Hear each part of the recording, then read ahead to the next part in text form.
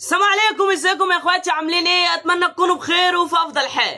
فيديو النهارده جامد قوي الصراحه، وانا بصراحه متشوق ان انا اقدم الفيديو ده بنسبه 100%. وفيديو النهارده انا هتوقع مين اللي هيصعد لدور ال 16 من المجاميع كلها من مطوشه كاس العالم للانديه،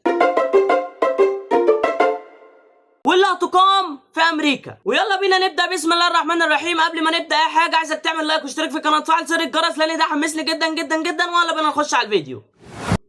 بسم الله الرحمن الرحيم. ومعانا في المجموعه الف بالميراس البرازيلي وبورتو البرتغالي والاهلي المصري وانتر ميامي الامريكي. انا توقعاتي بصراحه اللي هيصعدوا الاثنين وترتيبا الاول الاهلي المصري ان شاء الله، والتاني هيكون انتر ميامي. ده تشكيلات والكلام ده كله، وكتقل فرق انا بقول لك الاهلي المصري، بعد كده انتر ميامي، لان انتر ميامي هيساعدوا الجمهور وافضليه الارض، وهو برده معاه كام واحد جامد. معانا بمجموعه ب، وانا حاسسها الصراحه هي كده كده قبل ما تبدا اصلا، هي اصلا معانا بمجموعه ب. وانا بالنسبه لي بصراحه المجموعه ديت اصلا معروف مين اللي هيصعد منها بنسبه 100%. ومعانا في المجموعه ب باريس واتلتيكو مدريد وبوتوجوفو البرازيلي وفريق اسمه ستايل، بيتهيألي كده اسمه صح. فبصراحه من غير مهري كتير هي معروفه مين اللي هيصعد من دول.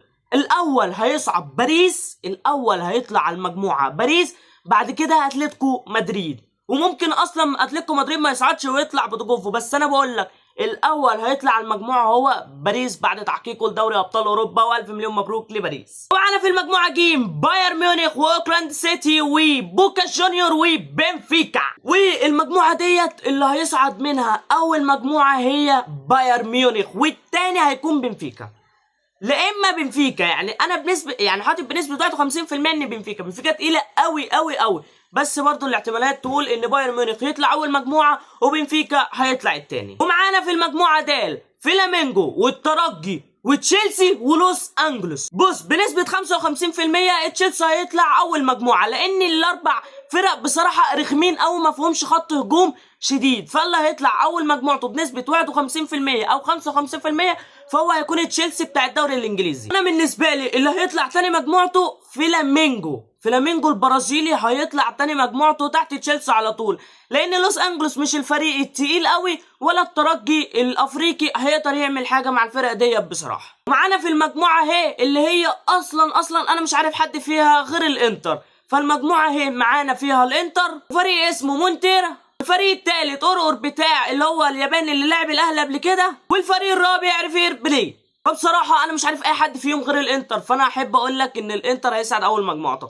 لكن تاني المجموعه ده انا ما اعرفش بصراحه مين اتقل فيهم بصراحه، لان انا ما اعرفش ولا واحد فيهم. معانا في المجموعه سان داونز الافريقي وبروسيا دورتموند الالماني وفلومينس البرازيلي وفريق اسمه اولسان.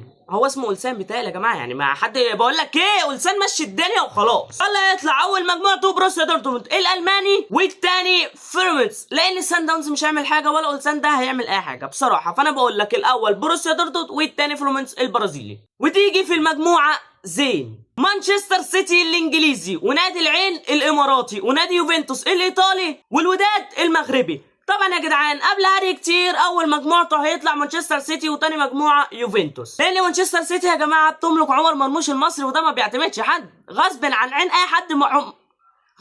اي حد مرموش اللي هيطلعهم اول مجموعه. والتاني يوفنتوس يا جدعان عشان ما نهريش كتير، وهي اصلا معروفه مين اللي هيصعد. ونيجي في المجموعه اللي شايله ريال مدريد اللي مش هيعتمد حد طبعا في المجموعه، والهلال السعودي وباتشوكا ومين تاني وريد بول. انهي بقى ريد بول انا ما اعرفش بصراحه، بس هو مكتوب ريد بول وخلاص. وطبعا يا جدعان من غير هري كتير ريال مدريد اول مجموعه ب9 نقاط الكاملين، وانا بقول لك ريال مدريد هيطلع بالعلامه الكامله، وهيطلع في المجموعه المركز الثاني الهلال السعودي، لان باتشوكا وريد بول بصراحه مش هيعملوا حاجه. الهلال السعودي عمل صفقات جامده جدا، وريال مدريد طبعا كل دولت بالنسبه لهم تسليه. فهي دي توقعاتي، وهي دي اللي انا بقول لك دول اللي هيصعدوا بنسبه 100% لدور ال 16، اللي هيطلعوا مين اللي هيكمل في دور ال 16. فدي بتكون نهايه الفيديو، اتمنى الفيديو يكون عجبك. لو الفيديو عجبك اعمل لايك واشترك في القناه وفعل زر الجرس لان ده حمسني جدا جدا جدا. وسلام يا اخواتي.